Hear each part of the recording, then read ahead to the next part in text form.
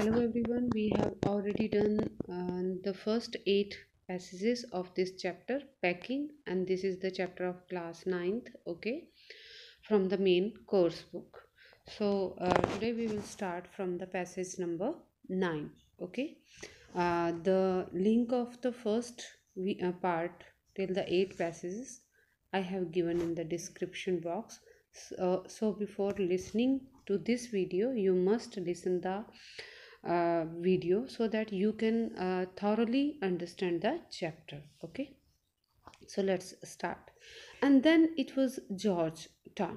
तो अभी तक हमने क्या पढ़ा था कि 3 दोस्त हैं, जॉर्ज, हैरिस और जेरम। तो तीनों ने पिकनिक पर जाने का प्लान बनाते हैं और पैकिंग शुरू करते हैं।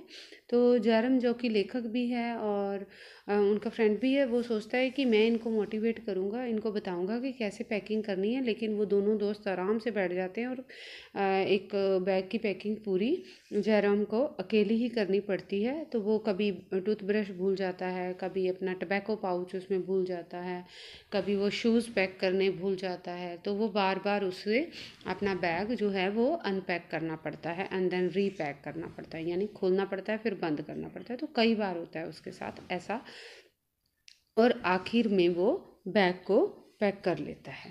तो उसके बाद बारी आती है हैरिस और जॉर्ज की। उन्होंने जो पिकनिक पर जाने के लिए साथ में टोकरियां लेकर जानी थी जिसमें खाने पीने का सामान था, तो वो पैक करने की बारी उन दोनों की थी। तो दोनों ने पैकिंग शुरू की तो शुरुआत में ही हंगामा हो जाता है। तो हंगामे में क्या हुआ कि उन्होंने स्ट्रॉबेरी जैम के डब्बे को टमाटोज़ के ऊपर रख दिया हैरिस ने। तो जिसकी वजह से क्या हुआ, अब जैम भारी होता है तो टमाटोज़ बिल्कुल कुचले गए और चम्मच से उन्हें टमाटो टोकरियों से बाहर निकालने पड़े। अब आगे देखते हैं। And then it was George turn. फिर अब जॉर्ज की बारी थी, यानी हैरिस ने पहला कारनामा किया, टमाटर कुचल डाले। अब जॉर्ज ने क्या किया, एंड ही ट्रॉड, ट्रॉड होता है स्टेप डाउन, कदम रख देना, पैर रख देना।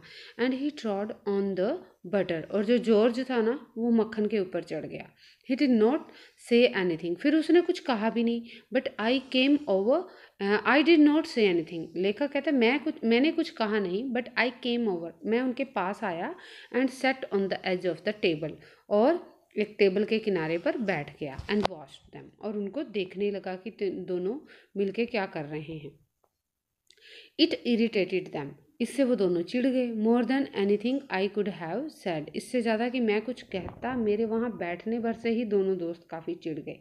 आई फेल्ट दैट, मुझे ऐसे लगा। It made them nervous and excited, इससे वो काफ़ी नर्वस भी हो गए, यानी परेशान भी हुए, और थोड़े एक्साइटेड भी हो गए कि हाँ हम इसको दिखाएंगे कि अच्छे से पैकिंग कैसे होती है। And they stepped on things, जिसकी वजह से एक्साइटमेंट में उन्होंने चीज़ों के ऊपर पैर रखना शुरू कर दिए, यानी जानबूझकर नहीं, एक्साइटमेंट में ही कभी किसी चीज़ के ऊपर पैर पड़ जाता, कभी किसी के ऊपर। तो इसी चक्कर में जॉर्ज का मक्खन के ऊपर पैर पड़ गया। And put things behind them, और फिर क्या करते, पैकिंग करते हुए कोई चीज़ उठाई अपने पीछे रख लेते थे और फिर ढूंढते रहते थे उन्हें।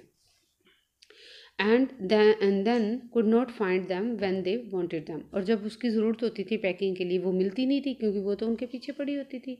दे pack the pies at the bottom, pies होता है मिठाइयाँ। तो उन्होंने अब जब चम्मच से टमाटर्स को बाहर निकाल के दोबारा पैकिंग शुरू करी, तो उन्होंने क्या किया, सबसे नीचे मिठाइयाँ रख दी, ठीक है। And put heavy things on top, और भारी सामान जो था वह मिठाइयों के ऊपर रख दिया। एंड स्मैश द पाइज इन, अब बेचारी मिठाइयों का कुछ उम्र निकल गया। दे अपसेट सॉल्ट ओवर एवरीथिंग, उसके बाद जो नमक था उनके हाथ से गिरा और सारे सामान के ऊपर नमक बिखर गया। And as for the butter, जहाँ तक मक्खन की बात थी, I never saw two men do more with 1 and 2 pence worth of butter in my whole life than they did। तो लेखक कहता है कि आज से पहले मैंने अपनी ज़िंदगी में 1 या 2 पेंस के मक्खन के लिए 2 आदमियों को इस तरह से उलझे हुए कभी नहीं देखा। यानी थोड़े से पैसे के मक्खन के लिए 2 आदमियों को इतना परेशान होते हुए लेखक कहता है मैंने कभी नहीं देखा। After George had got it off his slipper, अब जब जॉर्ज जो था वो मक्खन के ऊपर चढ़ गया था, तो उसने अपनी चप्पल से वो मक्खन उतारा, they try to put it in the kettle, उसके बाद उस मक्खन को उन्होंने केतली में डालने की कोशिश की। इट वुड नॉट गो इन, लेकिन मक्खन तो केतली में जा नहीं रहा था। And what was in would not come out, और जो केतली के अंदर था वो बाहर नहीं आ रहा था। यानी केटल में पहले ही कुछ सामान पड़ा हुआ था, उसमें उन्होंने मक्खन को और डालने की कोशिश की, अब मक्खन डल नहीं रहा था, लेकिन केटल का सामान बाहर नहीं आ रहा था। They did scrap it out at last, और आखिर में उनको मक्खन जो था धक्के से थोड़ा बहुत जो भी अंदर उस मतलब डाला उन्होंने पोट के अंदर, उसको फिर चम्मच से बाहर निकालना पड़ा। And put it down on a chair, और फिर उन्होंने वो मक्खन जो था एक कुर्सी के ऊपर रख दिया।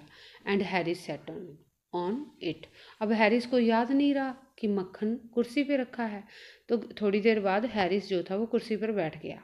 And put it down on a chair and Harris set on it and it stuck to him, जिसकी वजह से मक्खन जो था वो हैरिस के पीछे चिपक गया। And they went looking for all over the room, और अब उनको याद आया कि मक्खन पैक करना है। अब वो दोनों मिलके मक्खन ढूंढ रहे थे, उन्होंने पूरे कमरे में मक्खन ढूंढा कि मक्खन है कहाँ पर, वो उनको मिल ही नहीं रहा था।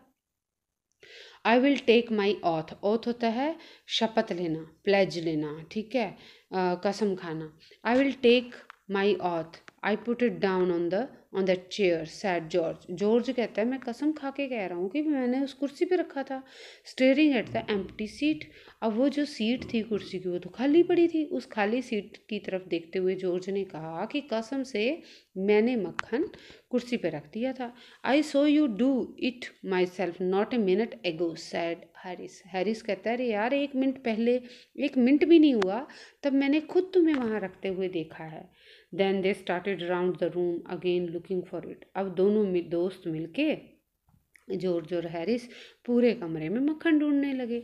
Then they met again in the centre and stared at one another, अब वो पूरे कमरे में मक्खन ढूंढ ढूंढ के बिल्कुल कमरे के बीचों बीच दोबारा एक दूसरे से मिले और एक दूसरे की तरफ घूर के देखा। Most extra ordinary thing I ever heard of sad George, George कहता है इससे बड़ी अजीब बात मैंने नहीं सुनी, यानी कितनी अजीब बात है ये। माई सो मिस्टीरियस सैड हैरिस, हैरिस ने कहा अरे वाकई बड़ी रहस्यमय बात है कि मक्खन गया तो गया कहाँ। Then George got round at the back of Harris, तब अचानक जॉर्ज जो था वो पीछे गया हैरिस के एंड सॉ इट, और उसने देख लिया कि मक्खन तो हैरिस के पीछे चिपका हुआ है। Why here it is all the time he exclaimed indignantly, अब जॉर्ज ने इशारा करते हुए हैरिस को बोला अरे ये यहाँ क्यों है इतने वक्त से। वेयर क्राइड हैरिस, हैरिस एकदम चीख के बोला और घूम गया और कहते कहाँ है मक्खन। स्पिनिंग राउंड, स्पिनिंग राउंड मतलब घूमते हुए। Stand still can't you rod George, George जोर से गरजा, रॉड होता है जोर से दहाड़ना, जॉर्ज से वो दहाड़ा या जो ऊंची आवाज़ में बोला कि चुपचाप खड़े हो जाओ, कांट यू तुम खड़े नहीं हो सकते। फ्लाइंग आफ्टर हिम, और जॉर्ज जो था एकदम से घूम के हैरिस के पीछे गया। And they got it of, और फिर हैरिस के पीछे से वो सारा मक्खन उतारा and packed it in the T pot, और फिर उसे चाय की केतली में पैक कर दिया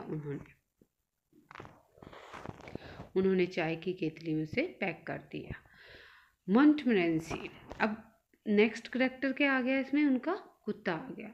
मोंटमोरेंसी was in it all, of course Montmorency's ambition in life is to get in the way and be sworn at, अब Montmorency भी अब इस सारे मामले में आ गया निसंदेह। Montmorency's ambition, जो Montmorency उनका कुत्ता था उसकी ज़िंदगी का एक ही ambition था, लक्ष्य था, क्या, to get in the way, किसी ना किसी तरह दूसरे के काम में पड़ना, and be sworn at, और उसमें कुछ ना कुछ पंगा क्रिएट करना।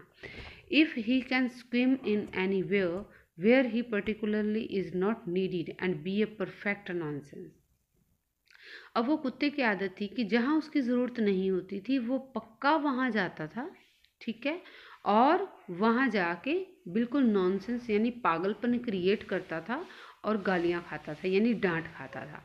एंड मेड पीपल मैड, और लोगों को वहाँ एक तरह से वो पागल कर देता था। And have things thrown at his head, और वो वहाँ पड़ी हुई चीज़ों को उठा उठा के अपने सिर पर फेंकने लगता था। Then he feels his day has not been wasted, और जब दूसरा उसे गालियाँ निकालता था तब जाके उसको शांति मिलती थी और उसको लगता था कि चलो आज का दिन मेरा वेस्ट नहीं हुआ। To get somebody to stumble over him and curse him steadily for an hour is his highest M.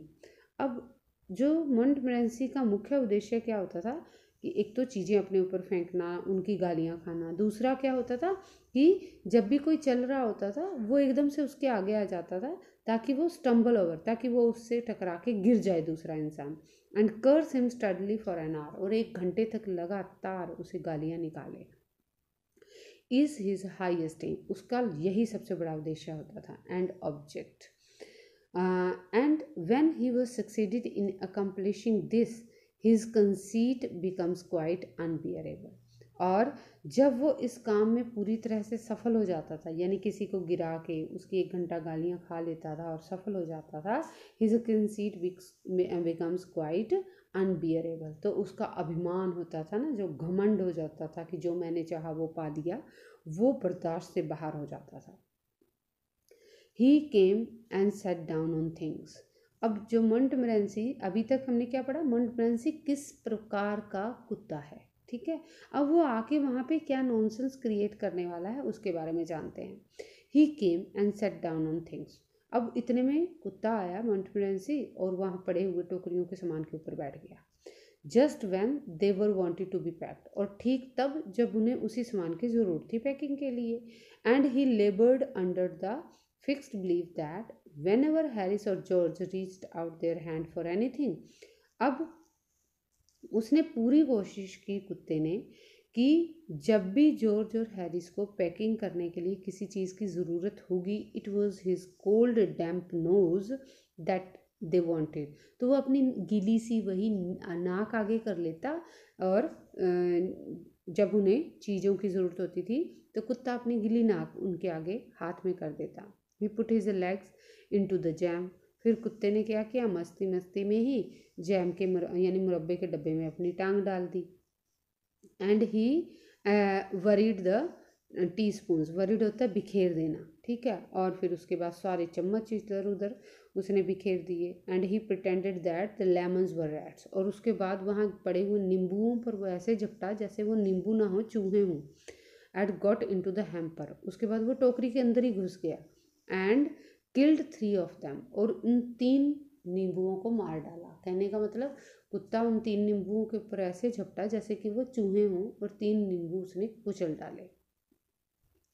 Before Harris could land him with the frying pan, इससे पहले कि हैरिस जो था वो फ्राइंग पैन से यानी तड़के वाली कढ़ाई से उस कुत्ते को मारता, तब तक उसने 3 नींबू खराब कर डाले थे।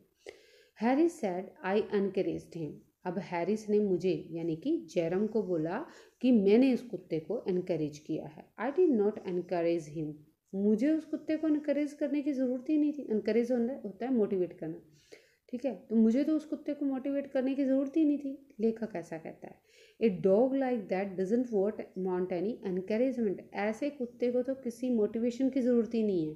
इट्स द नेचुरल ओरिजिनल सिन, क्योंकि ऐसा कुत्ता तो प्राकृतिक रूप से सही में पापी है। That is born in him that makes him do things like that, जो पैदा ही इसीलिए हुआ है ताकि चीज़ों को ख़राब कर सके। The packing was done at 12:50, और तकरीबन रात को 12:50 पे पैकिंग ख़त्म हुई। And Harris set on the big hamper, और पैकिंग की हुई उस बड़ी सी टोकरी के ऊपर आखिर जो हैरिस था वो बैठ गया। And sad he hoped nothing would be found broken, और बैठ के बोला कि उम्मीद है नीचे यानी टोकरी में कुछ टूटा हुआ नहीं मिलेगा। George sad that if anything was broken it was broken, तो जॉर्ज कहता है अगर टूट भी गया होगा तो टूट गया होगा, अब नहीं देखते कुछ भी। Which reflection seem to comfort him, तो अब उनका ये रवैया ऐसे लग रहा था जैसे वो उनको पैकिंग करके बस आराम मिला हो। He also sad he was ready for bed, George बोला कि मैं तो बिल्कुल बिस्तर पर जाने के लिए तैयार हूँ। We were all ready for bed, हम सारे ही बिस्तर पर जाने के लिए तैयार थे, यानी सोने के लिए तैयार थे। Harris was to sleep with us that night, उस रात हैरिस को हमारे साथ ही सोना था, यानी जॉर्ज और जेरम इकट्ठे रहते थे तो उनके साथ हैरिस को भी उसी रात वहीं सोना था। एंड वी वेंट अपस्टेयर्स, तो लेखक कहता है हम ऊपर वाले कमरे में गए। वी टोस्ट फॉर बेड्स, तो वहाँ 2 बेड थे। अब 2 बेड पे बंदे 3 हैं तो उनको सोना था, तो उन्होंने टॉस किया यानी सिक्का उछाला कि बिस्तर के लिए।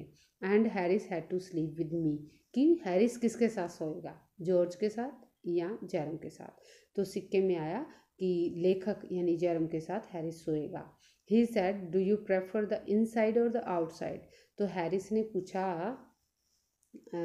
जेरम से कि तुम बिस्तर के अंदर वाली साइड में सोना पसंद करोगे या बाहर वाली, कहने का मतलब कि दीवार वाली साइड में सोना पसंद करोगे या बाहर की तरफ।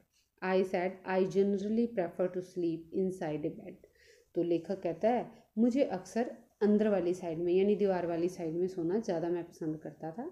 Harris said it was odd, Harris ने कहा कितनी अजीब बात है, अक्सर लोग बाहर की तरफ सोना पसंद करते हैं और तुम अंदर की तरफ। George said what time shall I wake you fellows, तो जॉर्ज बोला दोस्तों मुझे बता दो कि कितने बजे उठाऊं तुम सबको। हैरिस सैड, हैरिस बोला 7 बजे उठाना भाई मुझे तो। आई सैड नो 6, लेखक कहता नहीं भाई मुझे तो 6 बजे उठाना, because I wanted to write some letters, क्योंकि मुझे कुछ चिट्ठियाँ लिखनी हैं। Harris and I had a bit of a row over, इस बात पर मेरी और हैरिस की थोड़ी बहस हो गई, शर्त लग गई भी नहीं 7 बजे या 6 बजे। But at last split the difference, और आखिर हम दोनों ने जो डिफरेंस था उसको ख़त्म कर दिया। एंड सैड 6:30, और हम दोनों ने डिसाइड किया कि चलो 6:30 बजे उठा देना। Wake us at 6:30 George, we said, Harris और जेरम दोनों ने बोला जॉर्ज को कि भी 6:30 बजे उठा देना हमें। जॉर्ज मेड नो आंसर, जॉर्ज ने कोई जवाब नहीं दिया क्योंकि जॉर्ज तो सो चुका था। And we found on going over that he had been asleep for some time, और वहाँ जाके यानी जॉर्ज के बिस्तर के पास जाकर हम दोनों ने देखा कि जॉर्ज सो चुका है। So we place the path where he could tumble into it on getting out in the morning and went to bed ourselves, कहता है इसलिए हमने क्या किया, उसके बिस्तर के पास बाल्टी रख दी ताकि जब वो सुबह उठे तो एकदम से बाल्टी के साथ टकरा जाए। और ये करके हम वापस अपने अपने बिस्तर पर सोने के लिए चले गए। ओके, तो दोस्तों की मस्ती थी, दोस्तों की एक अलग अंदाज़ था, कैसे उन्होंने पैकिंग के लिए अलग अलग काम किया, उनका अलग अलग रवैया था। तो बहुत ही इंटरेस्टिंग और ह्यूमरियस यानी मजाकिया कहानी है। with it we have completed the Hindi explanation of this chapter. In my next video we will do the question answers. Till then, stay home, stay healthy. Thank you, have a nice day.